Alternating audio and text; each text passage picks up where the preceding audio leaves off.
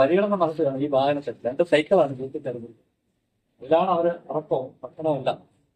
ഇവരുടെ ഉദ്ദേശം എന്താണെന്ന് ചോദിച്ചാൽ കുറഞ്ഞത് 1 രൂപ ഗവൺമെന്റ് പറയാമെന്ന് പറഞ്ഞു.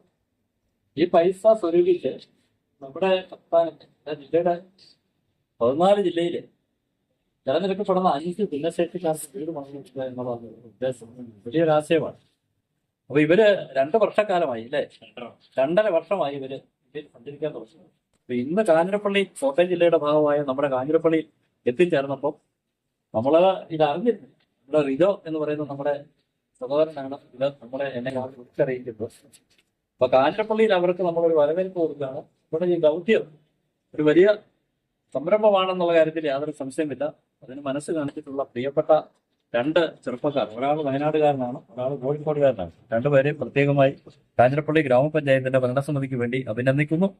നിങ്ങളുടെ സംരംഭം കൂടുതൽ വിജയകരമായി മുന്നോട്ട് വരട്ടെ എന്ന് പ്രത്യാശിക്കുന്നു. നിങ്ങൾക്ക് ഞങ്ങളുടെ ഒരു സ്നേഹോപകാരം ഇതോടൊപ്പം നൽകുകയും ചെയ്യും.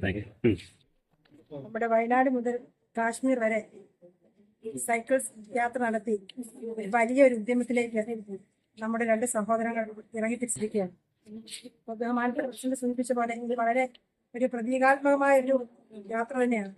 പിന്നെ ഇതുപോലെയുള്ള ഒരു ഉദ്യമം ചെയ്യുക എന്നത് വളരെ ഒരു സാഹസ പ്രവർത്തനം തന്നെയാണ്. അപ്പോൾ നിങ്ങളുടെ ഈ ഉദ്യമം യാതൊരുവിധ പ്രശ്നങ്ങളും ഇല്ലാതെ എല്ലാ തരത്തിലും നല്ല രീതിയിൽ സഫലമാകട്ടെ എന്ന് മാത്രം.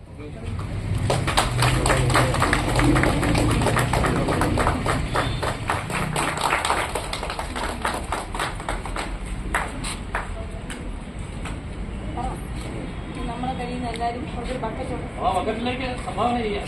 അവർ കുറഞ്ഞ തുകയാണ്.